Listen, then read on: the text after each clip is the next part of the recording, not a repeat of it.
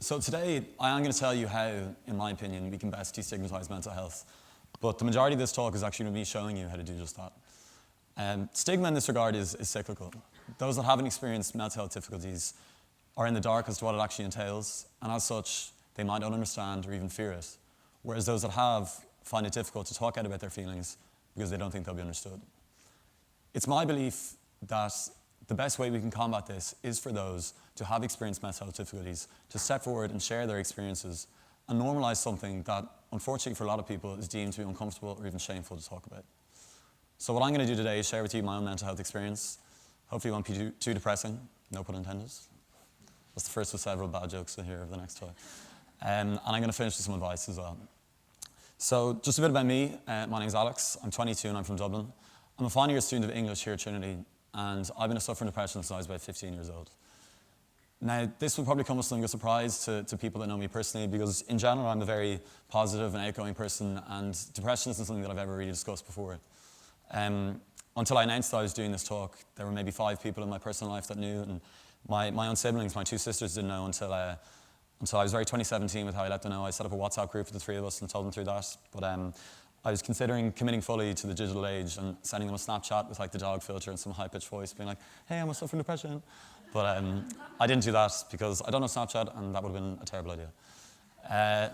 So I say since about 15 because now in retrospect I can recognise that what I was going through was depression, but at the time that wasn't the case, because the recurring theme of my own experience is one of denial. I refused to accept that there is no logical explanation for the way I was feeling, that there was no rationale behind it. And at each stage of my life, I would try to find some reasoning that would explain the way that I was feeling. So when I was about 15 going on 16, in my transition year in 4th year of school, I began experiencing these low moods. I became very withdrawn at home, and I would spend a lot of time in my room just feeling very down and very poorly of myself. And this wasn't a constant thing, but it happened often enough for me to stop and wonder, why was I feeling this way? And I thought about it, and the conclusion I came to was that it's because I was a teenager. It was angst, that's why.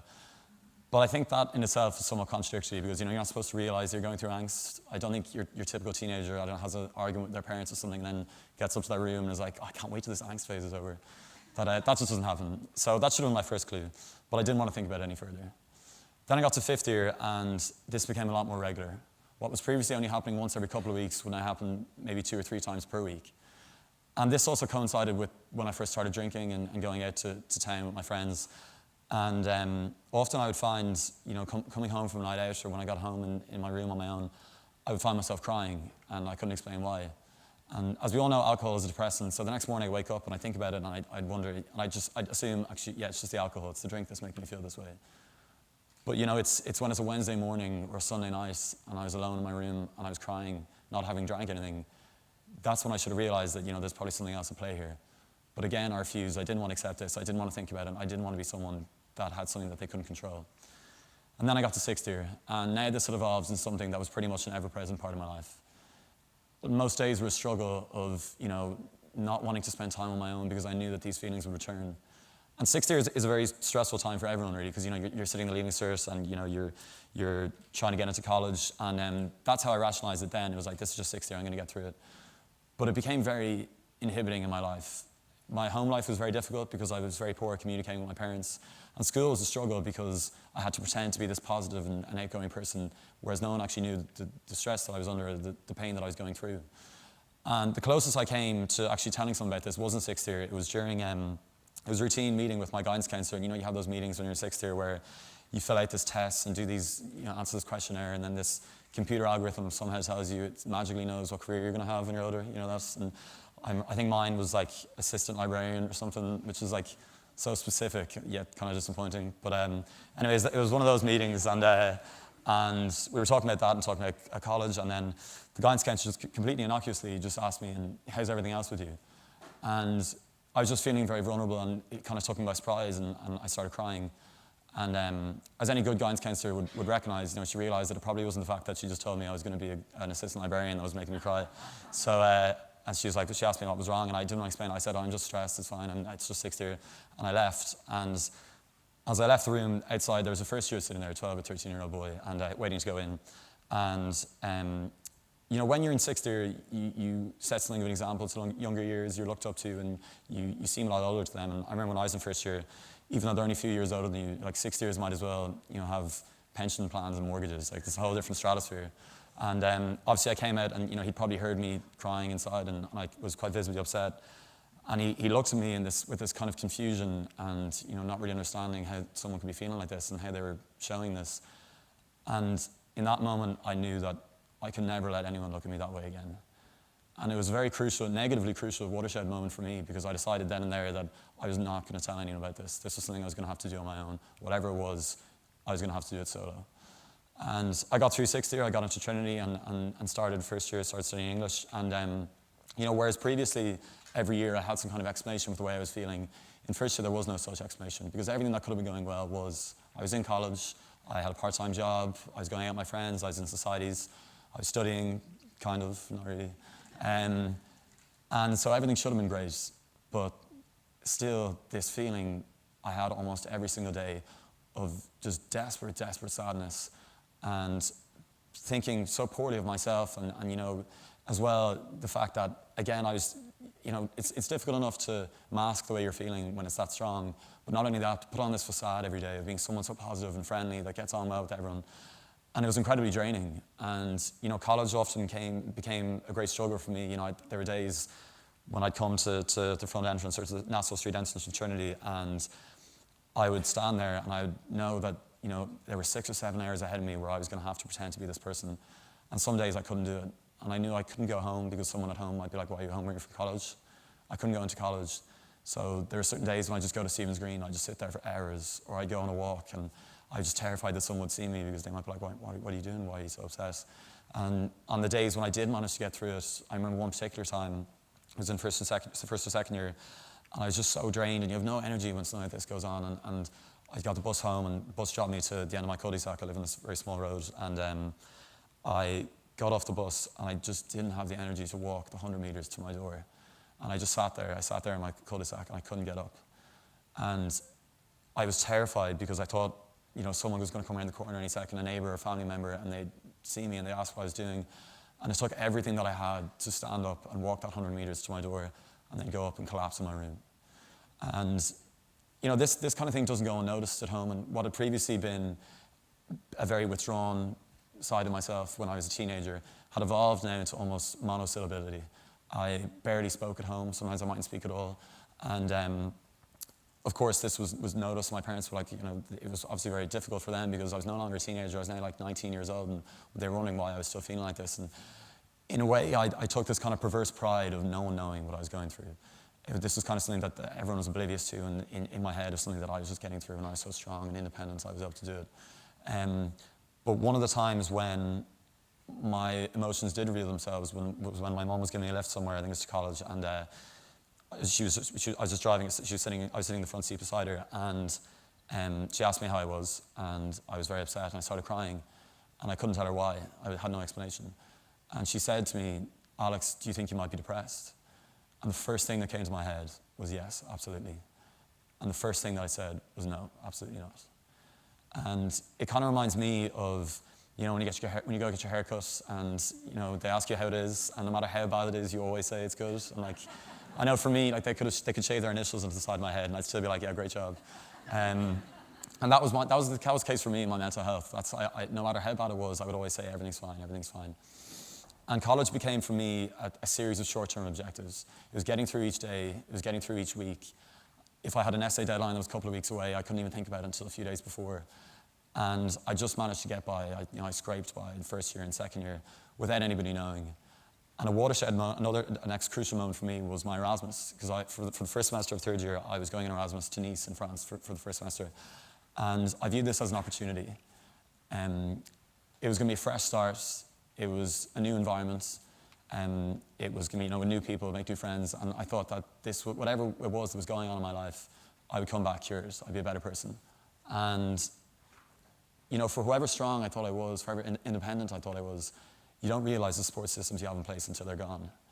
And, something as simple as having a meal cooked for me every evening, someone that cleans my clothes. I live at home. My mum still does this, even at this age. Having close friends that you can meet up with, no pressure, no obligations, and just to talk to. I didn't have any of those things. And Erasmus, while positive, I met a lot of friends. My French improved somewhat. It was also the lowest point of my depression that far. You know, the three most, we kind of all know this, the three most important things for mental health and just your well-being and health in general are sleep, diet, and exercise. And the best I've ever felt in my life, the most productive I've ever been, is when I have a healthy balance of those three. And on Erasmus, it was anything but. I rarely ate, I lost a lot of weight, and I'm a pretty skinny guy, so that's not an easy thing to do, but I managed to do it. I developed severe insomnia. You know, days might go by where I wouldn't leave my small little room on campus. And the only release I would get would be when people were going out, going to the pub or going out on a night out. And I think, unfortunately, I very much perpetuated the stereotype of the Irish drinking, because they would just see me in the pub and then they wouldn't see me again for a week. And, you know, with all this happening, of course, I wasn't going to class. I had exams in December, which I didn't sit, and tried to sit them again in January, and I wasn't allowed. And I returned home from 4 months in France with no credits, having essentially failed the semester. So of course I had to meet my Erasmus coordinator and my tutor, and we spoke about it, and they were like, how did this happen? And there was still this chance, this slight chance I was going to be able to get through this without anyone knowing. I thought I'd be able to talk my way through it, I was going to blag through it, and I could make my credits up somehow else. But the question kept going back, how did this happen? Why didn't you go to these classes? Why didn't you go to these classes? And then I was faced with a decision. I could maintain this lie that I'd had for so long and not tell anybody about my condition and fail my degree, or I could and continue going. And it had reached that stage where after 5 years of suffering what I had, I was still considering not telling anyone, even if it meant the expense of my education. But I decided then and there I had to tell someone, and so it was that at the age of 20, the first person I told was my Erasmus coordinator. I said, well, the reason I didn't go to these classes is because I was suffering very poorly from depression. And he asked me, how long have you been feeling like this? And I said, since 15. And of course he recognized this was a really serious problem that we had to address. And in conjunction with himself and my tutor and some counsellors here in Trinity, we decided how we were going to get around it. And we reached the point where, of course, I'd have to tell my parents. Because at this stage, I was still letting on that everything was fine. And I came home that day and I sat them down and we had a discussion and I told them. And it was very upsetting, but my parents were incredibly understanding and supportive. And my mom actually, she's a fantastic woman, but there's one thing that annoys me most in the world, is when she's right and I'm wrong. And that's like 99% of the time. So we had this big chat, and it was very cathartic for both of us, and then I was just waiting for it, and then she just goes, well, I just knew it, Alex, I said it, didn't I tell it to you? I was like, you had to get that in there, didn't you? But so we had this chat, and it was determined with counsellors in Trinity and with my tutor and my Erasmus coordinator, of course, I wasn't fit to continue my studies. I had to address this problem. And so we determined that I would go off books the remainder of the year. I would attend mandatory therapy sessions. And prior to returning to college, I would undergo a psychiatric evaluation, the results of which would determine whether or not I'd be allowed to resume studies. And that was a very difficult period for me, because I did go off books and I attended these therapy sessions, but it was very difficult, after 5 years of having this method of getting through this thing and not telling anyone about it, to suddenly going like this, to having to talk every single week about it and verbalize something that previously I just internalized. But it was incredibly helpful for me, and one of my greatest issues was with how poorly I was behaving at home, how bad I was communicating with my parents. This huge thing came in my head of, if this is how I am with the people that reared me, if this is, the person that I think I really am, how can I ever expect to have a family of my own? How can I ever expect to one day get married and have children when I can barely look after myself? And I know you're probably thinking, 19 is very young to be thinking about having kids, but it's also very young to be completely rooting them out of your life entirely. And a lot of people visualize depression as this kind of black dog, this thing that follows you around, but for me, it wasn't this separate entity, it was just a different side to myself, the one that I thought was real, that no one else knew. And the therapy made me realize that that wasn't the case, and this wasn't something I struggled with on my own. And however helpful therapy was, which it was, and the time out of college, as cliched as it sounds, the most helpful thing to me was the fact that I wasn't doing it on my own anymore. That people knew that what I was going through, and it was made aware to me that this wasn't something that I was completely unique in experiencing, and it wasn't something that I'd be a slave to for the rest of my life. And most importantly, it wasn't who I was. So come September, I managed to pass the psychiatric evaluation, got through my third year, and now I'm a month away from completing my fourth year on my degree. And it's at this point that I want to just include, I'm not a mental health expert, nor am I a medical professional, so I wanted to include just a couple of links here. The first is the TEDxTcd Student Counselling Service, which was incredibly helpful for me. They're really professional and they were a great help to me. And Aware, which is an Irish charity that are incredibly well informed, very supportive. What I'm going to do, this is the only interactive part of the talk, I assure you, but what I'm going to do is I'm going to ask everyone here to take down all these details, be it on your phone or a piece of pen and paper. And the reason I say this is because it just might be the case that there's someone here that would like to take these down, but because of who they're sitting beside or what they might fear other people might think of them, they're not going to do that. And now that's the exact attitude that we're trying to change, but to avoid that happening, I'd rather everyone take this down than just one person. So if you can, I will be like one of those lecturers, I'll go up the back and check that you're all doing this, I will do it. So let's hear that rustling paper.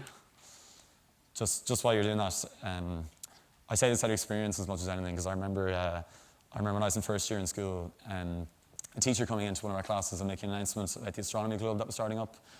And first year at the time, it seems the most important thing is like fitting in and trying to be cool. And if there was one thing that I knew to be true before I started secondary school, was that space was cool. Everyone knows that, stars, planets, unreal. So I was like, yep, sign me up. So I started taking down the details. And then my friend sitting beside me turns to me and goes, did you just take that down? And I said, yeah. And he goes, the guy to the side of him, he just took that down. And I said, were we not supposed to take that down? And then he said, I remember this day, he said, never do what you're supposed to do. And in that moment, so much of what I thought I knew about life was revealed to be a lie. Space isn't cool, I'll never do what you're supposed to do. What? It was a very steep learning curve. Now, just before I conclude, I had something of a dual register, two objectives going into this talk. The first was, of course, to destigmatise mental health and hopefully change the attitudes of those that haven't gone through experience like I have. And the second was to hopefully inspire others to talk more openly about their experiences. And the first isn't something you can quantify, and it's not something that's going to happen overnight. I do believe we are taking the right steps, but there still exists a significant and palpable stigma in this country and elsewhere surrounding mental health. And the second is for those that have experienced depression to become more comfortable with talking about it. And I don't mean in a public forum as big as TED's. It's a very difficult thing to do. And I'm not going to lie that there were times in the last couple of weeks where I came very close to pulling out of this talk because I was scared of what people would think. Would my friends treat me differently? And was this going to impact me getting a job in the future? And even now when I'm up here, I'm kind of like, there's this panic in my head that's like, have I just made a huge mistake? Thank you, David. But it's the very fact that I would even feel that way, or that anyone would feel similarly when thinking about discussing their mental health experiences. That's just testament to how much we still need to change. Now, I'm just going to finish with a piece of advice. There's 3 rules that are ingrained in me for whatever reason by my mum. She's getting a lot of mentions in this talk, but they're very positive things, Mum, don't worry. Now, the first 2 are completely irrelevant, but the third, I think, is something that we could all live by. The first is to never ride a motorbike. That's a no in my house. Not that I even really want to ride a motorbike, but I'd like the option. The second is to never let a girl walk home on her own. And nowadays, the feminist in me is like, can I still do that? Is that sexist? I actually don't know, but I still do it. But the third, and I think it's the best advice that I've ever received, is to always treat people with respect and a smile, because you never know what's going on behind closed doors. And that goes not just for mental health, but for anything, because every single one of us at some stage in our lives is going through something. And that might manifest itself in, a stranger being really difficult to deal with, or it could be one of your closest friends and you have no idea. And I just know from experience, on particularly bad days when I felt so down and thought I was the worst person in the world, and someone acknowledges you and gives you a genuine smile, words can't describe the boost that it gives you. So maybe this talk won't destigmatise mental health any further. Hopefully it will. I do hope that it will instill confidence in others to talk about their own experiences. That also I can't know will happen. But at the very least, if everyone here follows that third rule, you will make a difference in someone's life. Thank you very much.